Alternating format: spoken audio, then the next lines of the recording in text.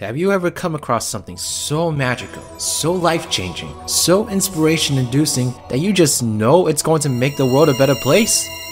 Well, it's not exactly Sonic Speed Simulator, but it could very well bring us a type of game we've been waiting decades for if Sega is paying attention to the reception. In this video, I, RiderCX, am going to explain to you beautiful humans why I believe Sonic Speed Simulator could very well lead us to a brand new adventure-style game from Sega themselves. Yes, you may cheer outrageously loud and positively now, thank you. Now, I'm sure there are imbeciles, I mean skeptics, that will completely disagree with this, so let me outline my thoughts on how a simple free-to-play Roblox game could lead to such a result.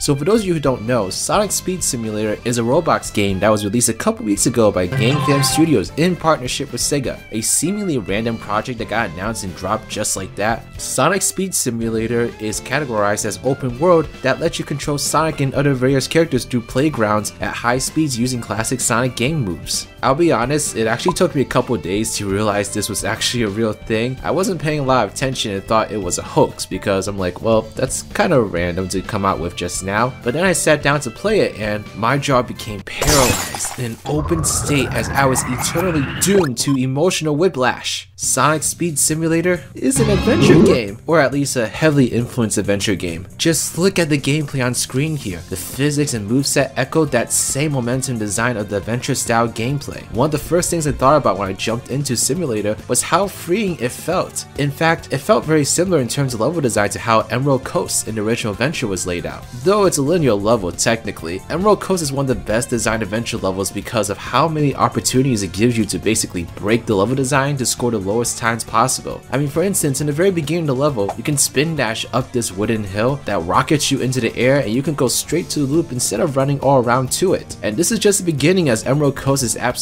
filled to the brim with opportunities like this that creates this nearly infinite skill curve where the more you explore and exploit those level elements, faster and more skilled you become as a player of the game. Multiply that by how many good levels were in the adventure games and voila, you've got yourself a pretty addictive 3D formula. At least it was addicting to me. I mean, that's why I'm here after all. Sonic Speed Simulator shares almost the exact same feel as the original adventure. It does match the second adventure as well, but not nearly as much as the first one. And that's not just because you are able to spam the spin dash, but also because the level design definitely borrows more from the original adventure in comparison to Adventure 2, which I felt were a little bit more linear and structured compared to Adventure, which tended to go for more open environments that let you kind of move around in different directions, though still guiding you towards a linear path. Of course, Sonic Speed Simulator differs from the adventure games in the sense that it's a completely open world adventure, with no strong point A to point B level layout to follow aside from the short portions that unlock other worlds in the game. While that means it's not really a thing to exploit the level design to reach point B in the fastest time, it does mean the level design is more likely to be exploited on the vertical scale. You're able to platform your way to higher areas in these worlds, and the higher you go, the more secrets you can obtain to further strengthen your character, such as rings, experience points, and so much more. In fact, this is usually how you would find the character cards to unlock the current playable ones in the game, Sonic, Tails, and Knuckles, and so there's definitely a lot of incentive to explore all these different areas and try to get your character into these different places to see what else is there. By far the most rewarding part about my time in the game was a rapid sense of progression with the level up system. I won't lie, when I first started playing it, I was pretty thrown off by just how slow and clunky my character felt. Like, I was actually really disappointed. I mean, I was thinking in my head, oh my gosh, they're giving us an adventure style game and they're screwing it up by making it feel like Sonic 06. But an hour into the game and my character was going at speeds that honestly felt just as fast as the boost games do. You know, the boost games where you press that button and Sonic immediately blasts at high speed across whatever terrain he's running on? Yeah, that's how it feels here, except it's more controlled. It was a crazy rush of adrenaline because not only was I going fast, but I felt like I had a sense of control over it that I had not felt in a 3D title since the original adventure. You get to speed so fast that you can literally spin dash up loops, aim yourself to run out of the loop, and reach incredible heights to access the highest points of the world. I mean, just look at how you're able to traverse this world. There is no Sonic game, at least no 3D Sonic game officially out there right now that lets you do this. I mean, yes, all 3D Sonic games have somewhat open level layouts and they let you take shortcuts here and there, but it's a lot more scripted, especially as the years have gone on, and everything about this game doesn't feel scripted at all. It feels like like you're in full control of what you're doing, and you basically can go wherever you want and do whatever you feel, which is the whole point of an open world game. But it's just shocking to me to see a Sonic game that actually does it pretty decently, at least on the official side. The game just works because its physics feel so in tune with how Sonic should feel. I'm so shocked to say this, but I feel like Sonic Speed Simulator is the first time that Sonic really feels like he works in a 3D environment without any hiccups. Now granted, this is still a simplistic Roblox game, so it could be a different story if they actually tried to make a full-blown game out of this with more intricate level design. God damn it, Sonic just feels so good and intuitive to control here. This is what Sonic Frontiers needs to feel like if it's going to be an open world adventure. Now to loop this back to the question I brought up earlier, the reason I think this could lead to a brand new adventure game is, well, like I said, this is practically an adventure game. Sure, it's a little different in feel due to it being an open world experience, but the game's mechanics and feel are practically extracted from the original adventure and just feels adapted to an open world setting, which is perfect because I feel like the adventure gameplay suits an open world setting much more than the boost gameplay could ever do. If Sonic Speed Simulator continues to be a smashing success, I can't see Sega not try to make a game like this in the future. I mean, that's exactly what they did with Sonic Mania. They saw that that market was there for classic Sonic games, and so they gave it to us, and it turned out to be one of the most successful Sonic games of all time. And so I can totally see them doing the same thing with an adventure style game if Sonic Speed Simulator continues to be as big as it is right now. So alright, awesome. Basically, we can hopefully expect, or at least highly wish for, an adventure style game. However, I already know that there's tons of people in the comment section below that are going to say that like an adventure style game is a terrible idea because a lot of the concepts and mechanics in adventure games are a little bit outdated, and so it would be a disaster. Death to all of them.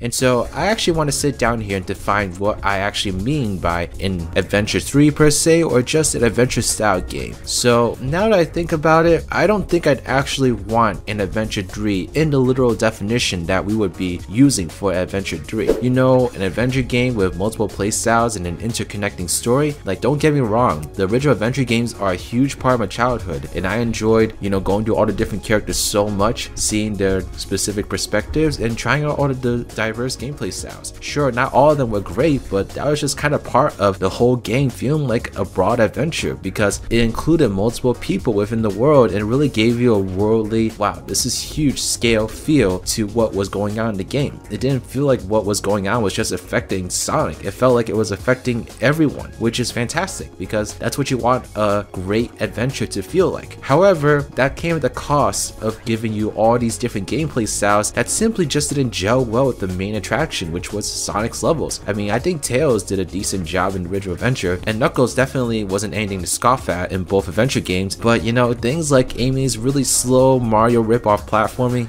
Big's worthless fishing, and mech shooting levels, and all that jazz just doesn't really suit the definition of a Sonic game. And so those things would technically be required if we're going to make an Adventure 3, because that is just what an adventure game is in its natural sense. I mean, everyone has a different definition, but I personally think an adventure successor needs to have the primary elements of the original two games to be considered an adventure game, and I think multiple characters is definitely one of those. So I don't really want a traditional adventure game per se. What I'd actually want is a fully open world adventure with this style of gameplay. I think that is what will bring this gameplay style to its full potential, because I think Sonic Speed Simulator showed me just how great this gameplay style is in an open world setting. It's not really something I really considered, because I'll be honest, I never really truly felt like an open world Sonic game would work. I mean, there's definitely been some good fan game examples here and there, but to see a full-on game pull that off, especially Sega with their track record, I just wasn't confident that this was something that the company could pull off or was even possible. However, Sonic Speed Simulator shows me that gameplay mechanic wise, which is by far the most important part, it's possible. Sonic Speed Simulator was developed in just 3 months, and they were able to create an engine that feels intuitive, natural, exciting, like all that in the same package. And it honestly is such a treat to open that game and play it every single day and just level up my character. It just feels great to play it as Sonic, Tails, Knuckles, and whoever else in that game, collecting all the rings and experience points, buying Chao, Trails, whatever else is there. It's just amazing, and I truly think that this gameplay style has what it takes to support a fully open world game. In fact, maybe Sonic Frontiers will actually provide just that, an open world game using this gameplay style. But since we know it'll have boost levels in there, I wouldn't count on that. I have a feeling it's going to be something that's more so adapted from the Boost gameplay for an open world game, which will be interesting to say the least, as I'm not really sure if the Boost gameplay could really be adapted to